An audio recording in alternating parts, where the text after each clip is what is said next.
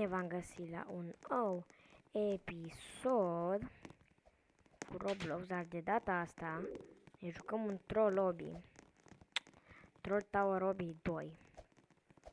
Să vedem dacă îl putem face. O, era să pic. Avem aici o palmă. O plamă era să zic. Bun, să ne atingem. Da, bă, dacă ating astea mor, nu mor. Ok. Mai bine. What is? Bă, asta e o scară? Bă, ce? Wait a minute. Ce e asta? Oh, no way. No way. Bun, ce e asta? Ioi, asta le dispar. Fugi, fugi, fugi, fugi. Oh, era. Bun, hop, hop, hop. Oh. Bun. Ăla mă așteaptă. Bă, dar are palma roșie. Omul, te văd. Nu mai văd. Păi, l-am aruncat pe ăla.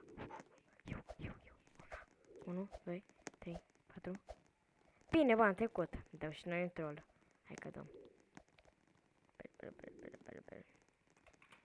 Îi scriem lui ăsta.